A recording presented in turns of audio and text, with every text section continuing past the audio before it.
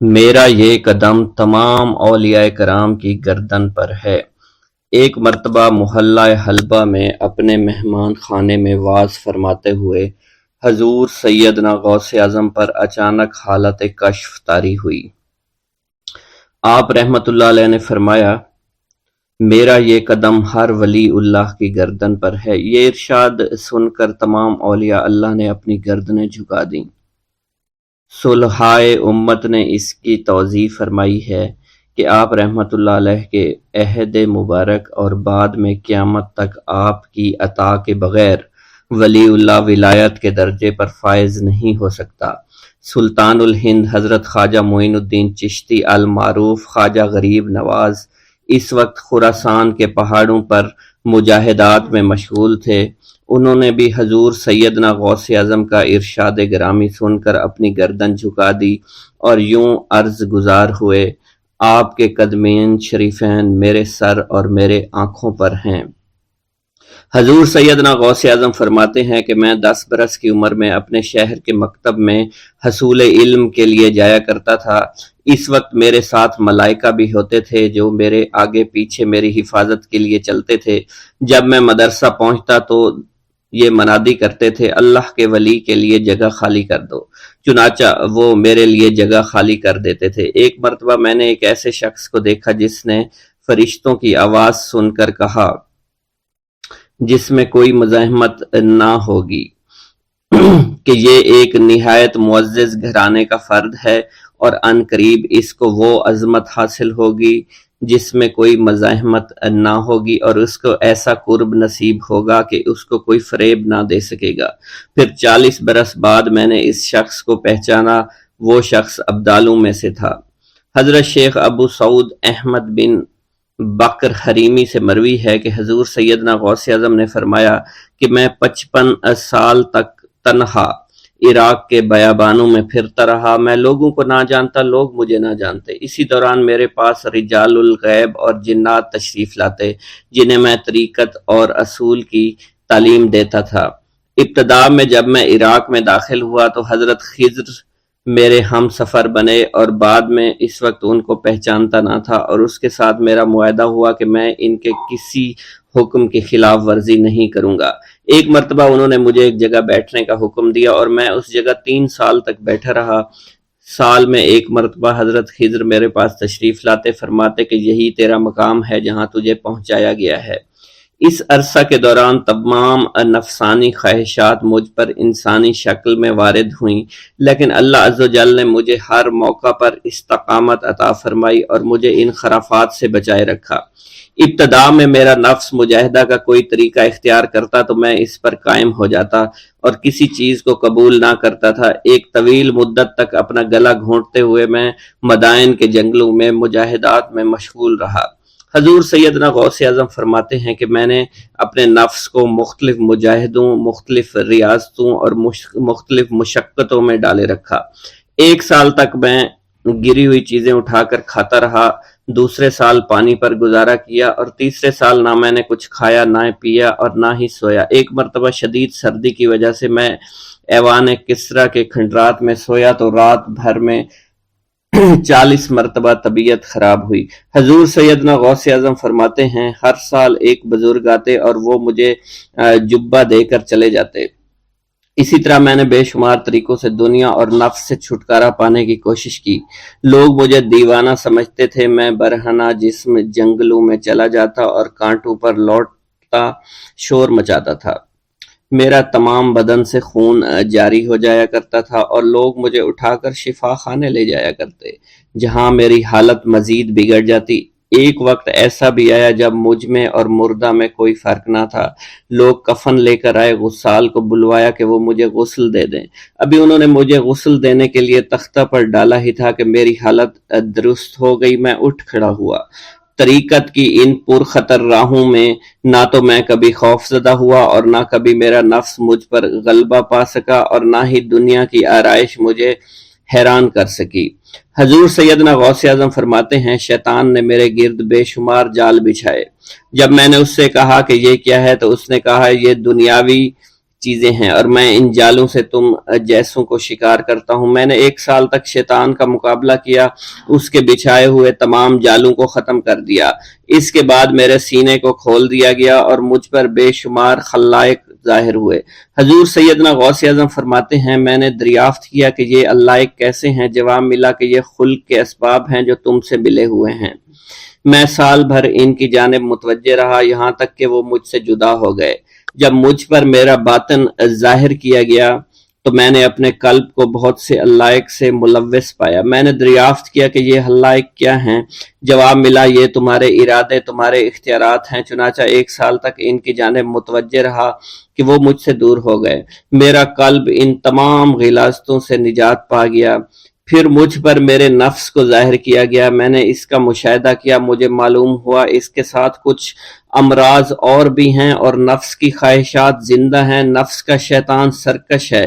چنانچہ میں نے سال بھر پھر توجہ دلائی اور میرے نفس کے تمام امراض سرے سے ہی ختم ہو گئے اور اس کے شیطان نے کلمہ پڑھ لیا اور پھر میرے تمام امور اللہ کے لیے ہو گئے اور میں اپنی ہستی سے باہر نکل آیا۔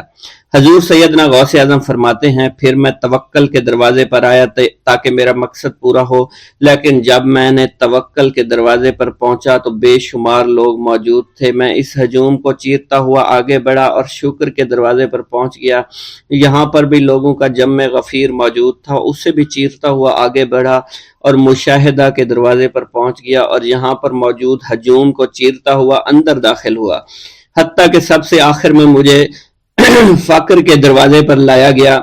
فقر کا دروازہ خالی تھا۔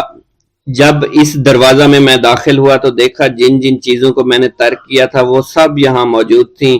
یہاں مجھے ایک بہت بڑے روحانی خزانے کی فتوحات سے نوازا گیا اور میرے لیے تمام دنیا کے خزانے کھول دیے گئے۔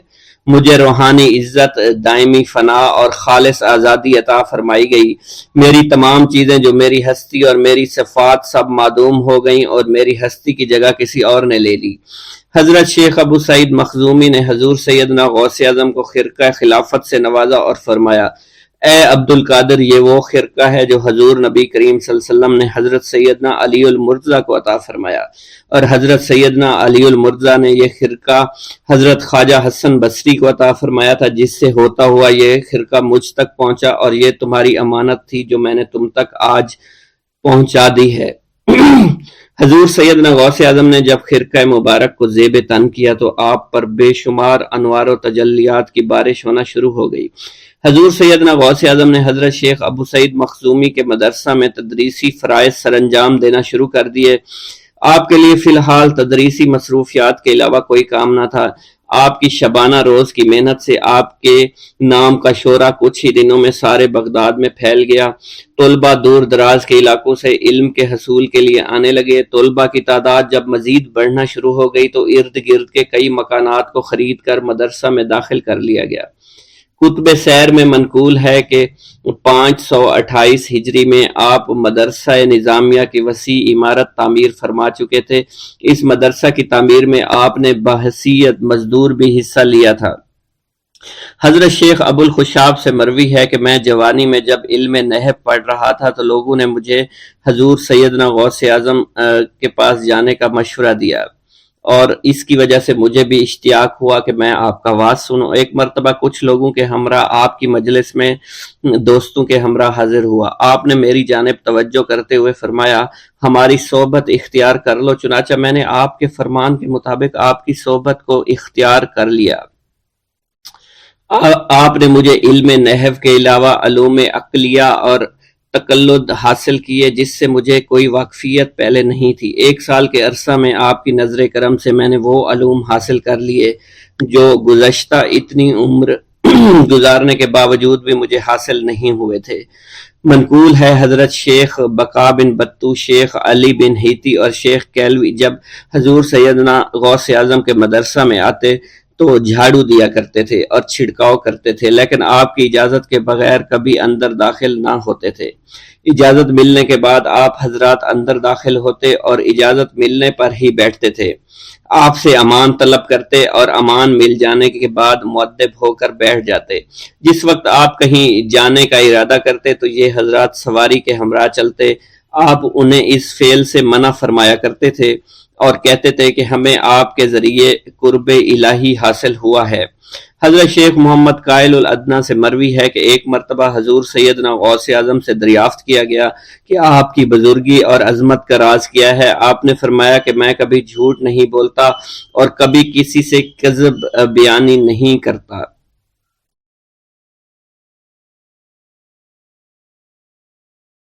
بسم اللہ الرحمن الرحیم۔ السلام علیکم۔ حضور سیدنا غوث اعظم فرماتے ہیں، میں 10 برس کی عمر میں اپنے شہر کے مکتب میں حصول علم کے لیے جایا کرتا تھا۔ اس وقت میرے ساتھ ملائکہ بھی ہوتے تھے جو میرے آگے پیچھے میری حفاظت کی غرض سے چلتے تھے۔ جب میں مدرسہ پہنچتا تھا تو وہ بار بار منادی کرتے تھے، اللہ کے ولی کے لیے جگہ خالی کر دو، چنانچہ وہ میرے لیے جگہ خالی کر دیتے تھے۔ ایک مرتبہ میں نے ایک ایسے شخص کو دیکھا جس نے فرشتوں کی آواز سن کر کہا کہ یہ نہایت معزز گھرانے کا فرد ہے اور عن قریب اس کو وہ عظمت اور بزرگی حاصل ہوگی جس میں کوئی مزاحمت نہ ہوگی، اس کو ایسا قرب نصیب ہوگا کہ اس کو کوئی فریب نہ دے سکے گا۔ پھر 40 برس بعد میں نے اس شخص کو پہچانا، وہ شخص ابدالوں میں سے تھا۔ حضرت شیخ ابو سعود احمد بن ابی بکر سے مروی ہے، حضور سیدنا غوث اعظم نے فرمایا، میں 25 سال تک تنہا عراق کے بیابانوں میں پھرتا رہا۔ میں لوگوں کو نہ جانتا تھا، لوگ مجھے نہیں جانتے تھے۔ اسی دوران میرے پاس رجال الغیب اور جنات تشریف لائے جنہیں میں طریقت اور رسول اللہ کی تعلیم دیا کرتا تھا۔ ابتدا میں جب میں عراق میں داخل ہوا تو حضرت خضر میرے ہم سفر تھے اور میں انہیں اس وقت سے پہچانتا نہیں تھا۔ ان کے ساتھ میرا معاہدہ ہوا کہ میں ان کے کسی حکم کی خلاف ورزی نہیں کروں گا۔ ایک مرتبہ انہوں نے مجھے ایک جگہ بیٹھنے کا حکم دیا، میں اسی جگہ 3 سال بیٹھا رہا۔ سال میں ایک مرتبہ حضرت خضر میرے پاس تشریف لاتے اور فرماتے، یہی تیرا مقام ہے جہاں تجھے پہنچایا گیا ہے۔ اس عرصہ کے دوران تمام نفسانی خواہشات مجھ پر انسانی شکل میں وارد ہوئیں، لیکن اللہ نے مجھے ہر موقع پر استقامت عطا فرمائی اور مجھے ان خرافات سے بچائے رکھا۔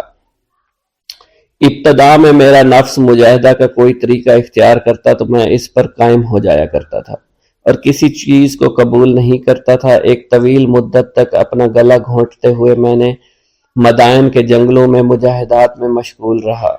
حضور سیدنا غوث اعظم فرماتے ہیں، میں نے اپنے نفس کو مختلف مجاہدوں اور ریاستوں اور مشقتوں میں ڈالے رکھا۔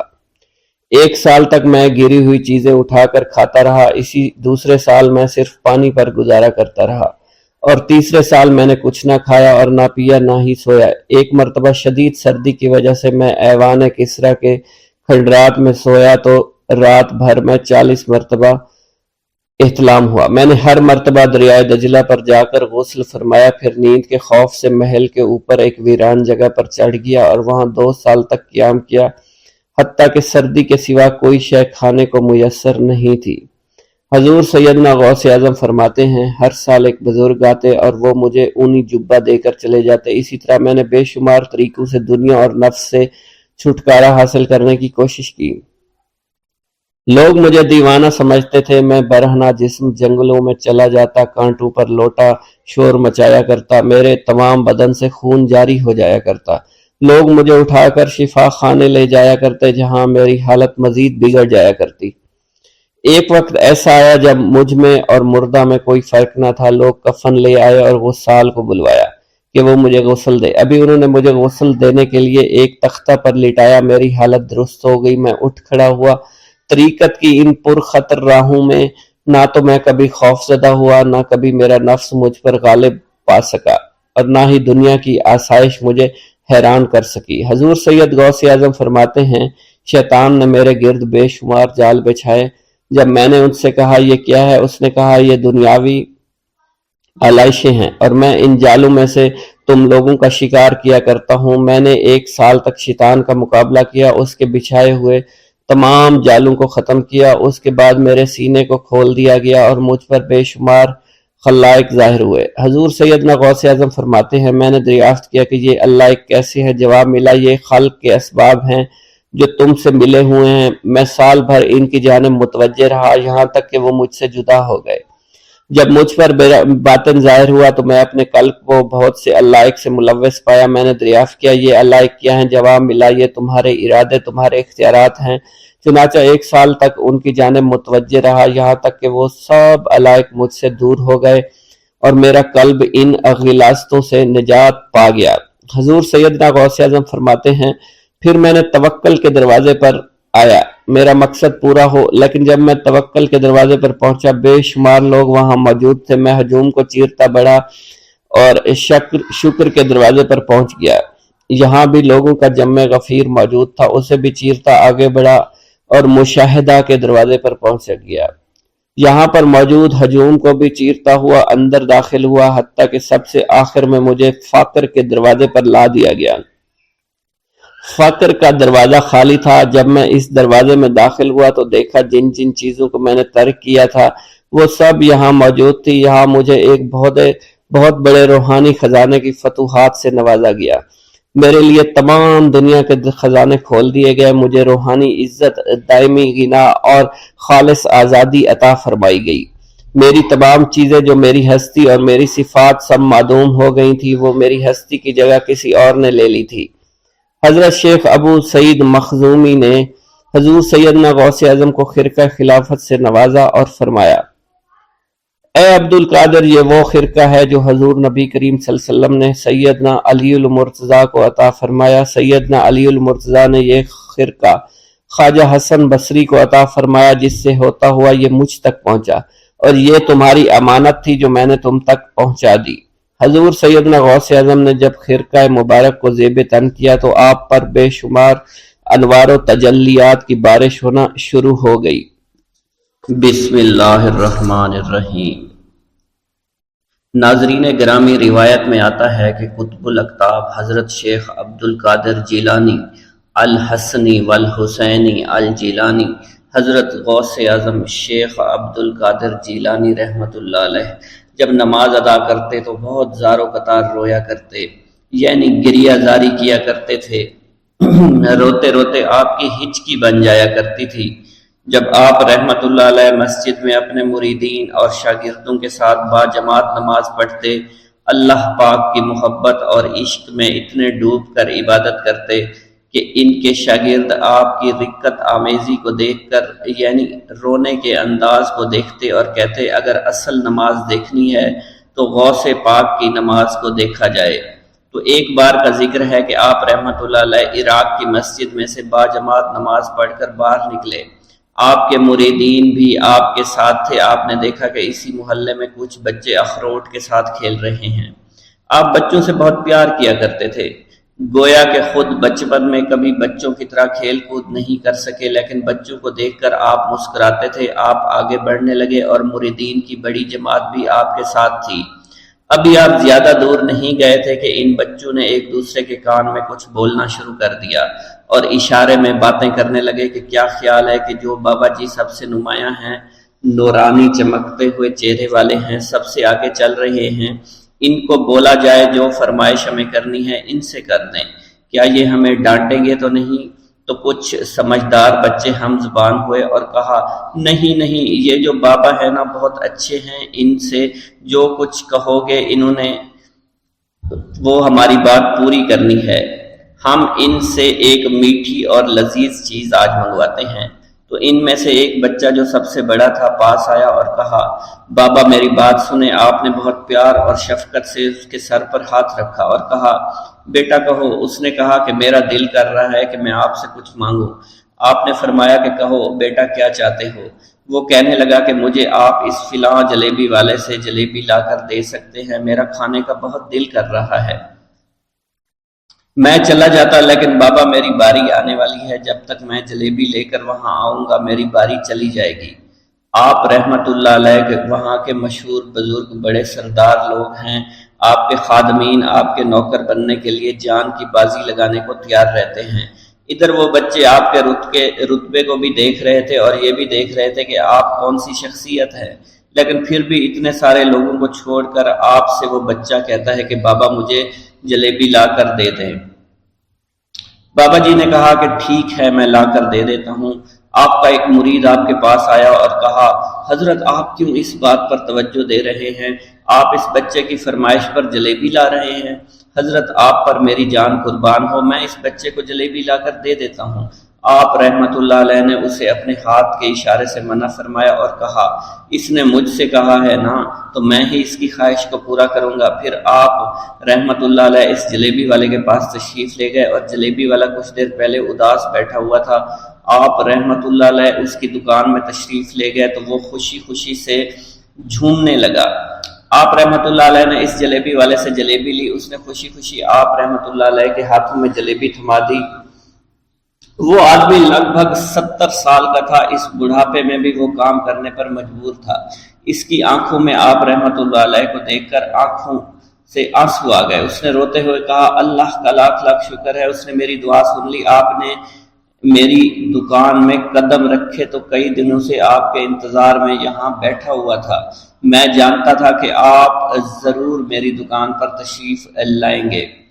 آپ رحمت اللہ علیہ نے فرمایا تمہیں کیسے پتا تھا کہ میں تمہاری دکان پر آؤں گا؟ وہ کہنے لگا کہ حضرت عرصہ ہوا ہے، کئی مہینوں سے میرا کاروبار نہیں چل رہا تھا، میرا کاروبار دن بدن ٹھپ ہوتا جا رہا تھا، فاقوں تک کی نوبت آ گئی تھی۔ مجھے اپنی فکر نہیں تھی لیکن اپنے چھوٹے چھوٹے بچوں کی تھی۔ اس بڑھاپے میں اللہ تعالیٰ نے اولاد تو دی لیکن ان کو پالنے کا کوئی بندوبست نہیں ہو رہا تھا۔ میں نے اپنی اس پریشانی کا ذکر کسی سے کیا تو اس نے کہا کہ عراق کے ایک شہر میں چلے جاؤ، وہاں پر کوئی ایک فقیر ہے، اس سے دعا کراؤ، وہ جس کے لیے دعا کرتے ہیں اس کا کام بن جاتا ہے۔ میں اتنا پریشان تھا کہ اس آدمی کے کہنے پر اس فقیر سے ملنے چلا گیا۔ اس کی تلاش کر کے میں نے اس سے کہا تم میرے لیے دعا کرو تاکہ میرے کاروبار میں ترقی ہو جائے اور میرے رزق میں برکت ہو جائے اور تنگ دستی دور ہو جائے تاکہ میں بیوی بچوں کا پیٹ پال سکوں۔ فقیر مجھے دیکھ کر کہنے لگا کہ تم پیرانے پیر غوث اعظم دستگیر رحمت اللہ علیہ کو نہیں جانتے؟ میں نے کہا میں نہیں جانتا۔ وہ کہنے لگا حیرت ہے کہ تمہیں یہ پتہ نہیں کہ تم ان کو جانتے ہی نہیں کہ ولیوں کے سردار ہیں۔ میں تو بہت چھوٹا سا فقیر ہوں، میری دعاؤں میں اتنا اثر نہیں کہ وہ غوث اعظم رحمت اللہ علیہ ہیں، جس کے لیے بھی دعا کریں اس کا بیڑا پار ہو جایا کرتا ہے، اور جب اس دور میں غوث پاک رحمت اللہ علیہ خود موجود ہے تو پھر ہمارا کیا مقام ہوگا ان کی دعا کے آگے؟ ہماری دعا کچھ بھی نہیں ہے۔ میں نے کہا اگر یہ بات ہے کہ آپ سے بڑا کوئی بزرگ ہے تو مجھے بتائیے کہ غوث پاک رحمت اللہ علیہ مجھے کہاں ملیں گے اور میں کہاں جاؤں ان سے ملنے کے لیے؟ وہ کہنے لگا کہ وہ جیلان میں ہیں، تم ادھر جاؤ، ہماری کیا جرت کہ آپ کے لیے دعا کریں۔ آپ رحمت اللہ علیہ جس کے لیے بھی دعا فرماتے ہیں اس کا بیڑا پار ہو جاتا ہے اور اس کو کہیں بول جانے کی ضرورت نہیں ہوتی۔ حضور جب اس فقیر نے مجھے یہ بات کہی تو فوراً جیلان شریف میں آ گیا اور یہاں پر میں نے آپ کی تلاش شروع کی۔ آج دیکھیے آپ خود بخود میری دکان پر تشریف لائے ہیں۔ اب دیکھیے کہ آپ کے آنے سے کیسا نور میری دکان میں آ گیا ہے۔ حضور میرے حق میں دعا فرما دیجئے، اللہ پاک میری زندگی کو آسانیاں عطا فرمائے، مجھے اپنی بیوی اور بچوں کی بہت فکر ہے۔ آپ رحمت اللہ علیہ نے فرمایا پریشان ہونے کی ضرورت نہیں، اللہ تعالیٰ سب معاملات ٹھیک فرما دے گا۔ یہ کہہ کر آپ تشریف لے گئے، اس بچے کے پاس آئے اور اس کے ہاتھ میں جلیبی تھما دی۔ ابھی وہاں سے جانے والے تھے، دوسرا بچہ آیا، اس نے کہا کہ بابا آپ نے اسے تو جلیبی لا کر دی ہے، مجھے بھی لا کر دیں۔ آپ نے اس سے بھی تسلی دی اور کہا میں تمہیں بھی جلیبی لا کر دے دیتا ہوں بیٹا۔ یہ دیکھ کر مریدین بہت غصہ ہونے لگے اور کہا کہ حضور ہم اس بچے کو جلیبی لا کر دے دیتے ہیں، آپ کیوں زحمت کرتے ہیں؟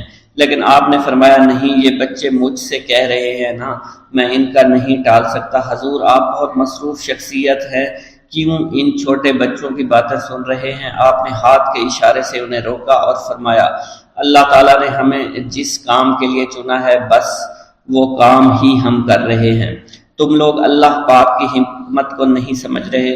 پھر آپ جتنی بار وہ بچے آپ کو بھیجتے رہے، آپ رحمت اللہ علیہ ان کے لیے جلیبیاں لاتے رہے، حتیٰ کہ آخری بچے کو بھی آپ نے جلیبی لا کر دے دی اور وہ مزے سے کھانے لگے۔ جلیبی کھانے کے بعد وہ آپ کو دعائیں کرنے لگے اور کہا آپ بہت اچھے انسان ہیں، جیسا کہ آپ کے بارے میں ہم نے سنا تھا آپ ویسے ہی ہیں، آپ اخلاق کے بہت عمدہ ہیں، آپ کی سخاوت کے بارے میں ہم نے جتنا سن رکھا تھا آپ اتنے ہی سخی ہیں، ہم آپ سے بہت خوش ہوئے۔ آپ رحمت اللہ علیہ مسکرائے، بچوں کی خوشی دیکھ کر آپ کو دلی اطمینان ملا۔ اب ایک اور نماز کا وقت ہو رہا تھا، آپ نے مریدین سے کہا کہ چلو نماز پڑھنے کے لیے مسجد میں چلتے ہیں۔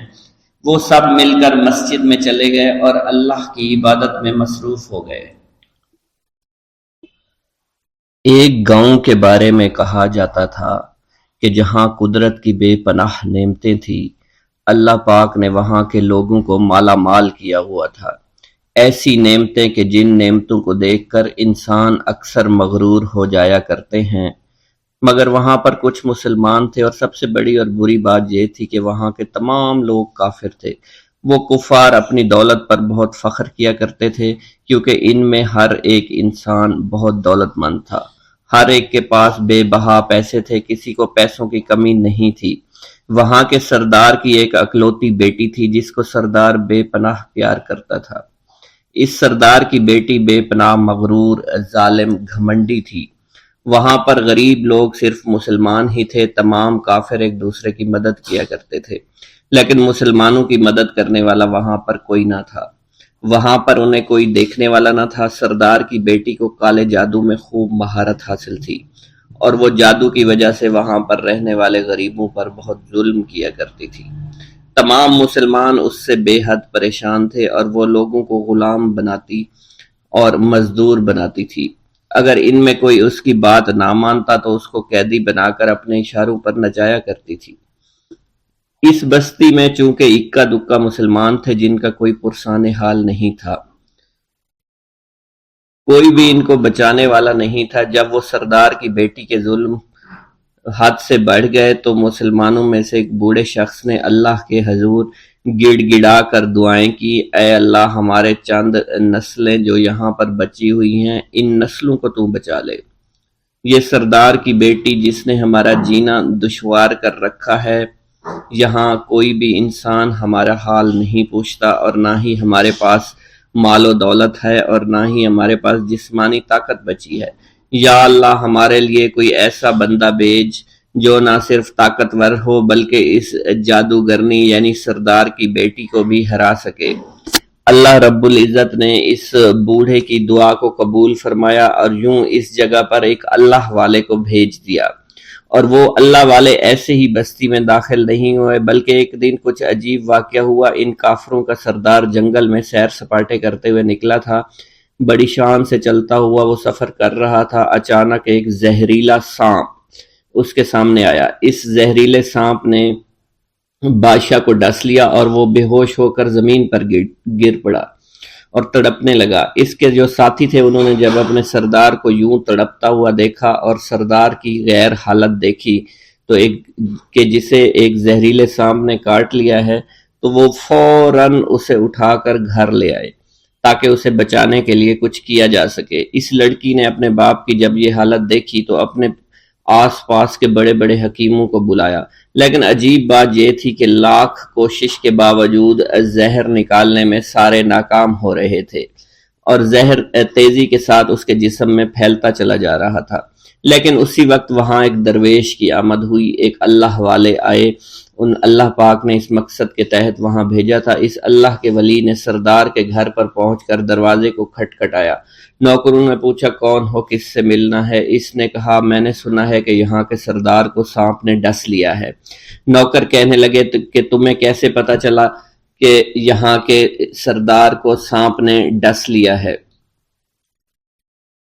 تم تو ہمیں اجنبی لگتے ہو، ہم نے تمہیں آج تک یہاں نہیں دیکھا ہے۔ اس نے کہا میں مسافر ہوں، اور مجھے خبر ملی ہے کہ یہاں کے سردار کو ایک زہریلے سانپ نے ڈس لیا ہے، اور کوئی بھی اس کا علاج نہیں کر پا رہا۔ نوکروں نے کہا تم کون ہو؟ اللہ والے نے کہا میں حکیم ہوں، اور میں ان کے علاج کی غرض سے یہاں آیا ہوں۔ وہ نوکر اللہ والے کی حالت دیکھ کر ہنسنے لگے، کیونکہ آپ نے پھٹے پرانے کپڑے پہن رکھے تھے اور دیکھنے سے بہت غریب معلوم ہوتے تھے۔ وہ نوکر کہنے لگے کہ اتنے بڑے سردار کا علاج کرو گے؟ ارے یہاں تو اس کے پاس بڑے بڑے حکیم بلائے گئے ہیں، ہمارے سردار کے پاس پیسوں کی کوئی کمی نہیں ہے، اور وہ تم جیسے غریب سے بھلا کیوں علاج کروائیں گے؟ درویش نے کہا اگر تم چاہتے ہو تمہارے سردار کی جان بچ جائے پھر مجھے اندر جانے دو۔ غلام کہنے لگا ٹھیک ہے، ہم اندر جا کر اجازت لے کر آتے ہیں۔ نوکر اندر گئے، سردار کی بیٹی سے کہا ایک غریب آیا ہے، کپڑوں سے فقیر معلوم ہوتا ہے، لیکن کہتا ہے میں سردار کا علاج کر سکتا ہوں اور میں سردار کا علاج کروں گا۔ جو زہر تیزی کے ساتھ جسم میں پھیل رہا ہے میں اس کو باہر نکال پھینک کروں گا۔ اس کی بیٹی کہنے لگی ٹھیک ہے بلا لو۔ جب وہ اللہ والے اس کے گھر کے اندر گئے تو دیکھا سردار تڑپ رہا تھا، ٹانگ کو بار بار بستر پر پٹخ رہا تھا۔ اللہ والے نے اس کے پیر کی طرف دیکھا جہاں سانپ نے اس کو کاٹا تھا، اسی جگہ اللہ والے نے تھوک دیا، فوراً وہاں سے بھاگ گئے۔ اس کے سارے سپاہی اس کی بیٹی دیکھ کر حیران رہ گئے کہ یہ بھلا کون سا دیوانہ ہے، کمرے میں آیا، علاج کی بجائے اسی جگہ پر تھوک دیا جہاں صرف کاٹا تھا، اور بھاگ بھی گیا، اس کو کوئی گرفتار نہیں کر سکا۔ سردار کی بیٹی غصے میں ٹل ملا اٹھی کہ اس نے جو گستاخی کی ہے اس کی کوئی بات نہیں، تھوک کو میں صاف کروا دوں گی، مگر اس کو تو میں ابھی گرفتار کرواتی ہوں۔ اور اس نے اپنے سردار کے ایک نوکر سے کہا کہ اس تھوک کو صاف کرو۔ اس نوکر نے تھوک کو صاف کرنے کی بجائے اس کو اچھی طرح سے ٹانگ پر مل دیا۔ لڑکی نے کہا کیا کر رہے ہو؟ اس فقیر نے میرے باپ کی ٹانگ پر تھوک دیا، اب اس تھوک کو تم مل رہے ہو۔ حکیم نے اپنے ہاتھ کے اشارے سے سردار کے بیٹے کو روک دیا۔ جیسے اس تھوک کو سردار کی ٹانگ پر ملا گیا، فوراً سارا زہر ختم ہو گیا۔ جو ٹانگ کٹنے کے قابل تھی وہ ٹانگ بالکل ٹھیک ہو چکی تھی، جو نیلی پڑ چکی تھی اب اصلی حالت میں آہستہ آہستہ واپس آ رہی تھی۔ اور جب وہ قبیلے کا سردار بالکل ٹھیک ہو گیا، ہوش میں آ گیا تو حیران رہ گیا۔ اسے بتایا کہ فقیر بابا کے تھوک کی وجہ سے آپ ٹھیک ہوئے ہیں۔ اس نے کہا وہ بزرگ تو ہمارے لیے مسیحا ہے، تم لوگوں نے انہیں جانے کیوں دیا؟ انہیں میرے پاس لے کر آؤ، انہوں نے ہم پر بہت بڑا احسان کیا ہے، ہم اس کے احسان کا بدلہ ضرور چکائیں گے۔ اس کی بیٹی جو خاموشی سے باپ کو دیکھ رہی تھی، اس نے کچھ بھی نہ کہا۔ گاؤں کے سردار کے کہنے پر سارے سپاہی اللہ والے کو ڈھونڈنے کے لیے نکل گئے۔ وہ چاروں طرف پھیل گئے لیکن کہیں بھی اللہ والے کا پتہ نہیں چل رہا تھا۔ پھر جب سپاہی تلاش کرتے کرتے جنگل میں داخل ہوئے، وہاں ایک درخت کے نیچے ایک آدمی کو عبادت کرتے ہوئے دیکھا۔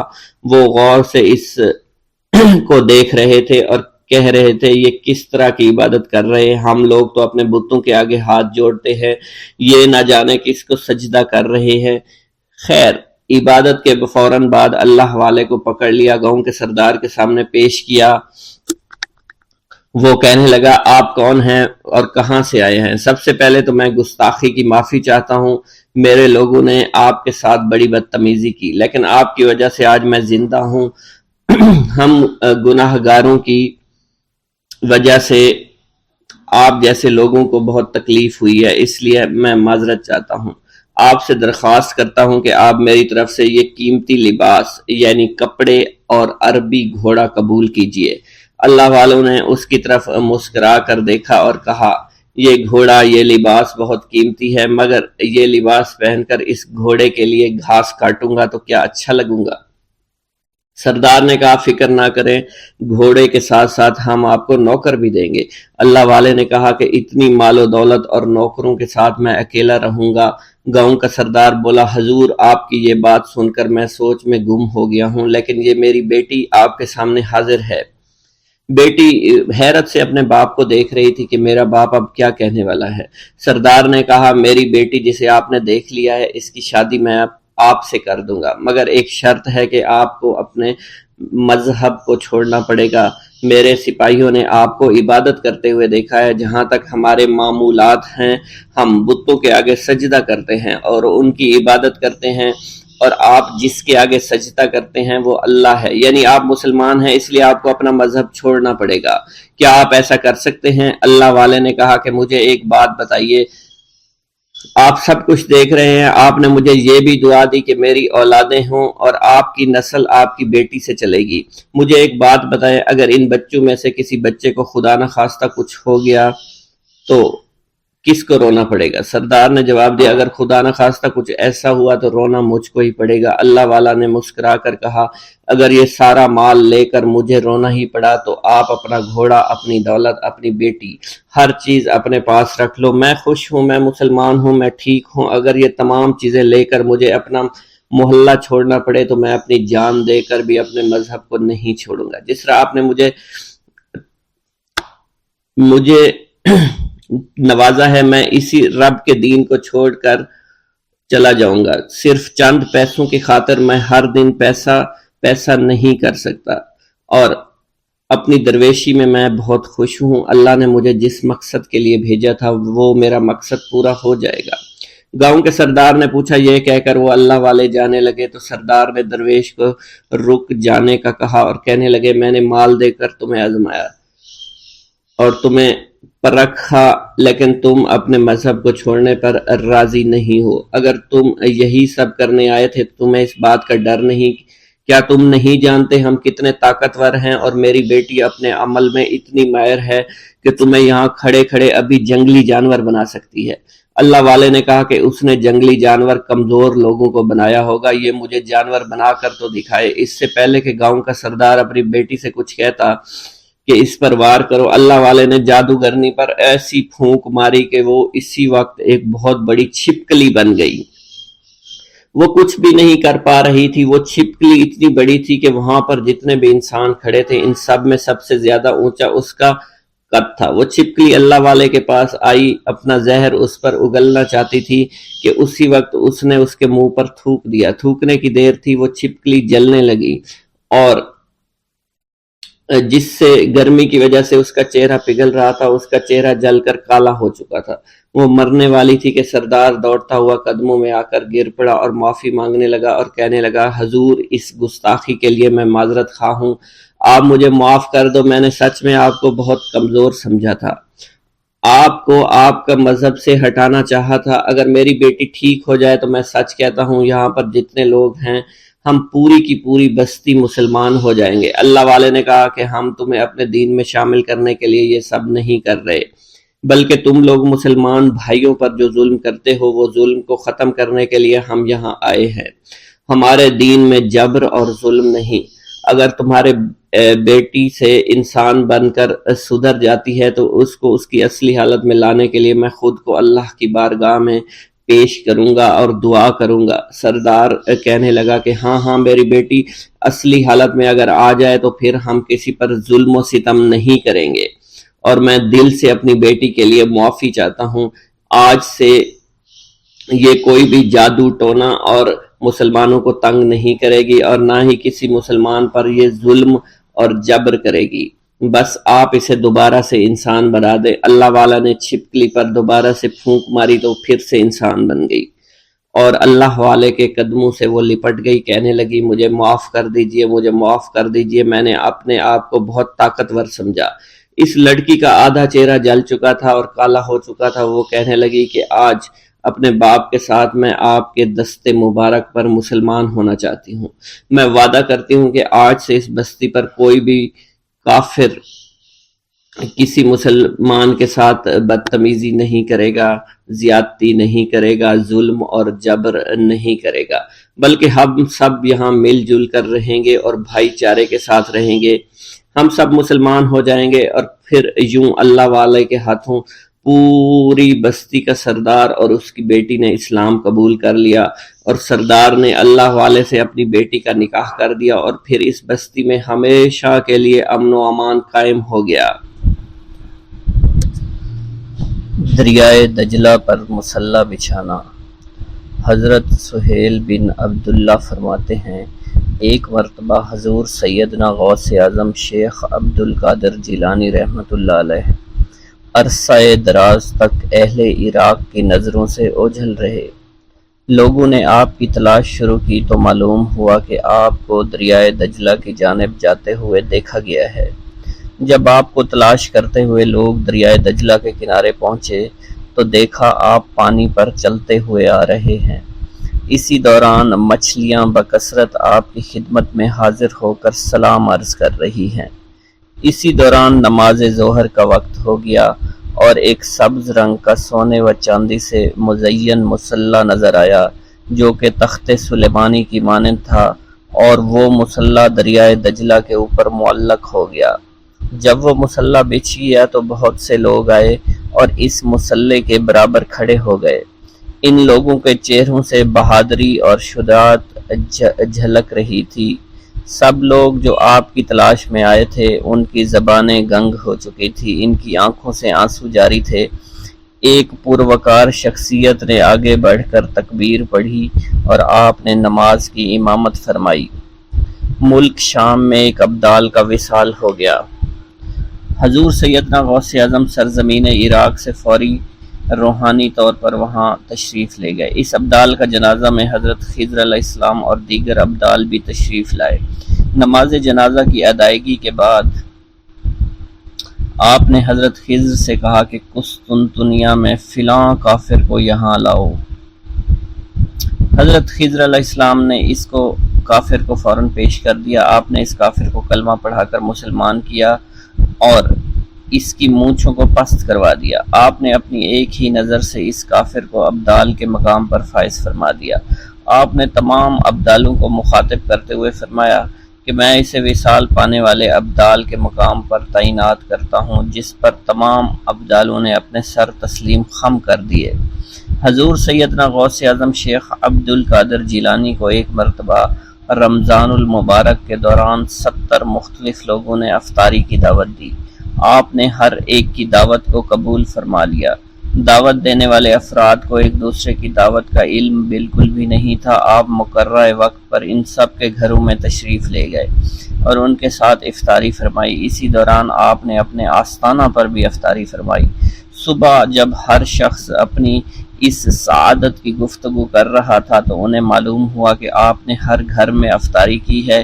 اسی دوران خدام آستانہ عالیہ پر بھی آ گئے اور کہنے لگے آپ نے حسب معمول آستانہ عالیہ پر بھی کل ہی افطاری فرمائی تھی۔ جب آپ کی خدمت میں اس بات کو بیان کیا گیا تو آپ نے فرمایا کہ تمام لوگ اپنے قول میں سچے ہیں اور میں نے ہر ایک کی دعوت کو قبول کیا اور ہر ایک کے گھر کے ساتھ افطاری فرمائی۔ منقول ہے خلیفہ وقت نے جب ابو یحییٰ بن سعید جو کہ ابن المزاحم ظالم کے نام سے مشہور تھا کو قاضی کے عہدے پر تعینات کیا۔ حضور سیدنا غوث اعظم ممبر پر جلوہ افروز ہوئے اور خلیفہ کو مخاطب کرتے ہوئے فرمایا کہ تم نے ایک ظالم شخص کو قاضی مقرر کیا ہے۔ کل جب تم اللہ تعالیٰ کی بارگاہ میں حاضر ہوگے تو اس وقت کیا جواب دو گے؟ خلیفہ کو جب آپ کی اس خطاب کی خبر ہوئی تو وہ کانپ اٹھا، رونا شروع کر دیا۔ اس نے فوراً ابو یحییٰ کو قاضی القضاء کے عہدے سے معزول کر دیا۔ حضرت شیخ ابو عباس خضر حسین فرماتے ہیں ایک رات ہم سب حضور سیدنا غوث اعظم کی خدمت میں حاضر تھے۔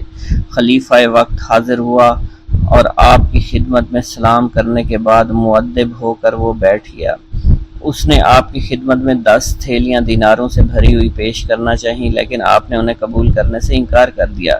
جب خلیفہ کا اصرار زیادہ ہوا تو آپ نے ان میں سے 2 تھیلیوں کو پکڑ کر نچوڑا، جس میں سے خون ٹپکنا شروع ہو گیا۔ آپ نے خلیفہ سے فرمایا تم لوگوں کا خون نچوڑ کر میرے پاس لائے ہو۔ اس کی بات سن کر خلیفہ بے ہوش ہو گیا۔ آپ نے فرمایا اگر مجھے خلیفہ کے آل رسول اللہ صلی اللہ علیہ وسلم کی عزت نہ ہوتی تو میں اس خون کو اس کے محلوں کی جانب بہا دیتا۔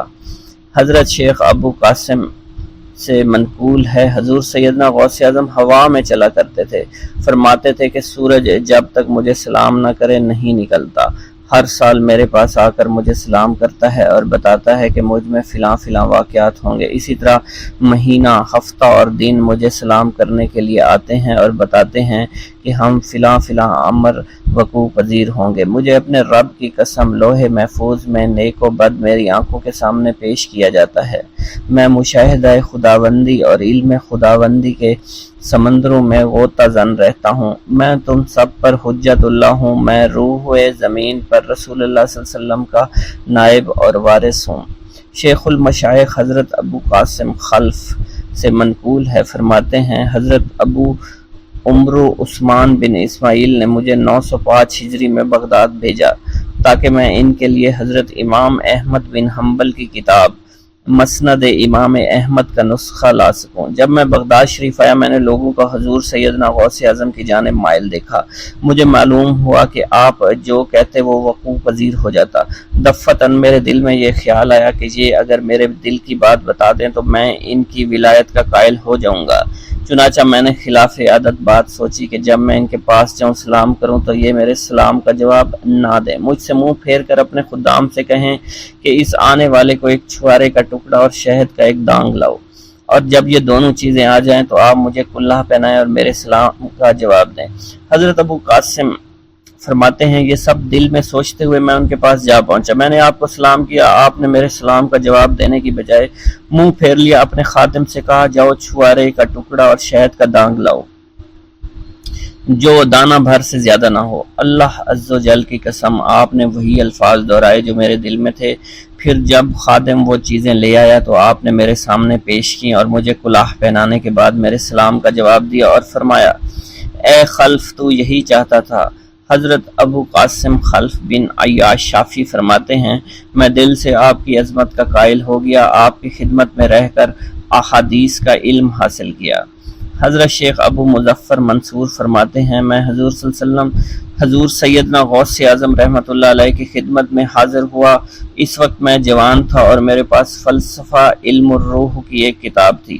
آپ نے مجھ سے فرمایا اے منصور یہ کتاب تیرا برا ساتھی ہے، اٹھو اسے دھو دو۔ حضرت شیخ ابو مظفر منصور فرماتے ہیں مگر میرے دل نے اس کو دھو ڈالنا مناسب نہیں سمجھا۔ اس کتاب میں منقول چند مسائل مجھے بے حد مرغوب تھے۔ میں نے ارادہ کیا کہ میں آپ کے سامنے سے اٹھوں اور اس کتاب کو گھر لے جاؤں۔ آپ نے میری جانب دیکھا اور مجھ سے اٹھا نہ گیا اور میری حالت قیدی کسی ہو گئی۔ آپ نے مجھ سے فرمایا کتاب دو۔ میں نے جب اسے کھولا تو وہ سفید کاغذ تھے جس پر کوئی حرف نہ لکھا ہوا تھا۔ آپ نے اس کتاب کی ورگردانی شروع کر دی اور فرمایا یہ کتاب فضائل قرآن ہے اور یہ محمد بن زریش کی تصنیف ہے۔ حضرت شیخ ابو مظفر منصور فرماتے ہیں پھر آپ نے وہ کتاب مجھے واپس فرما دی۔ میں نے جب اس کتاب کو دوبارہ دیکھا تو وہ واقعی فضائل قرآن کی کتاب تھی اور محمد بن زریش کی تصنیف تھی۔ آپ نے فرمایا کیا تو توبہ کرتا ہے کہ اپنی زبان سے وہ بات کہے جو تیرے دل میں نہ ہو؟ میں نے عرض کی ہاں۔ اس کے بعد مجھے فلسفہ و احکام اور روحانیت جو مجھے یاد تھے وہ بھول گئے اور میرے باطن سے ایسے محو ہوئے کہ کبھی میرے دل میں آئے ہی نہیں تھے۔ منقول ہے حضور سیدنا غوث اعظم شیخ عبد القادر جیلانی کے زمانہ میں ایک ایک مقرب کی ولایت سلب کر لی گئی۔ سب چھوٹے بڑے اس کو حقارت کی نگاہ سے دیکھنے لگے۔ اس نے 360 اولیاء اللہ سے التجا کی کہ وہ اس کے حق میں دعا فرمائیں، لیکن اس کا نام لوح محفوظ پر اشتیاق کی فہرست میں لکھ دیا گیا تھا۔ ان اولیاء اللہ نے اس کو بتایا کہ تم کامیاب نہیں ہوگے۔ اس کے چہرے کا رنگ سیاہ پڑ گیا۔ اس شخص نے حضور سیدنا غوث اعظم کی خدمت میں حاضر ہو کر دعا کی درخواست کی۔ آپ نے فرمایا تم اللہ کی بارگاہ میں مردود ہو گئے مگر میں تمہیں اللہ کی اذن سے مقبول بنا سکتا ہوں۔ پھر حضور سیدنا غوث اعظم نے اس کے لیے بارگاہ الہی میں دعا فرمائی۔ غیب سے ندا آئی کیا تمہیں معلوم ہے تم سے پہلے بھی 360 اولیاء اللہ اس کے لیے سفارش کر چکے ہیں لیکن اس کا نام لوح محفوظ پر اشتیاق کی فہرست میں لکھا جا چکا ہے۔ آپ نے عرض کیا یا الہی تو مردود کو مقبول اور مقبول کو مردود بنانے پر قادر ہے۔ اگر تیری منشا یہی ہے تو نے اس کو مقبول بنانے کے لیے مجھ سے دعا کیوں کروائی؟ غیبی ندا آئی اے عبد القادر اسے میں نے تمہارے سپرد کیا، تم اسے چاہے جو سزا دو اور جو چاہے بنا دو۔ چنانچہ آپ کی دعا سے وہ پھر سے بارگاہ الہی میں مقبول ہو گیا۔ حضرت شیخ ابو صالح سے منقول ہے حضرت شیخ ابو مدین نے مجھے حضور سیدنا غوث اعظم کی خدمت میں بغداد فقر کی تعلیم کے لیے بھیجا۔ آپ نے مجھے 20 دن تک اپنے خلوت خانہ کے دروازے پر بٹھائے رکھا۔ 20 روز گزرنے کے بعد مجھے قبلہ رو ہونے کا حکم دیا گیا۔ جب میں قبلہ رو ہو گیا تو آپ نے فرمایا اے ابو صالح اس طرف دیکھ۔ چنانچہ جب میں نے اس کی جانب دیکھا تو آپ نے فرمایا کیا دیکھ رہے ہو؟ میں نے عرض کیا بیت اللہ شریف میری آنکھوں کے سامنے ہے۔ آپ نے مجھے حکم دیا اب مغرب کی سمت دیکھ۔ میں نے اپنا چہرہ مغرب کی سمت کیا تو آپ نے دریافت کیا کہ آپ کیا دیکھ رہے ہو؟ میں اپنے مرشد پاک حضرت ابو مدین کو دیکھ رہا ہوں۔ ایک مرتبہ سنان نامی عیسائی پادری نے حضور سیدنا غوث اعظم کی محفل میں حاضر ہو کر سلام عرض کیا اور حاضرین میں کھڑے ہو کر بیان دیا کہ میں یمن کا رہنے والا ہوں میں نے ارادہ کیا کہ میں اسلام قبول کروں۔ اسی دوران میرے دل میں خیال پیدا ہوا کہ میں اس دور کی سب سے بہترین شخصیت کے دست مبارک پر کلمہ پڑھوں۔ اسی سوچ کے مجھے نیند آ گئی۔ خواب میں مجھے حضرت سیدنا عیسیٰ علیہ السلام کی زیارت نصیب ہوئی۔ آپ نے مجھ سے ارشاد فرمایا کہ تم بغداد شریف چلے جاؤ اور شیخ عبد القادر جیلانی کے دست حق پر اسلام قبول کرو، کیونکہ اس وقت وہ روئے زمین پر تمام لوگوں میں افضل اور اعلیٰ ہے۔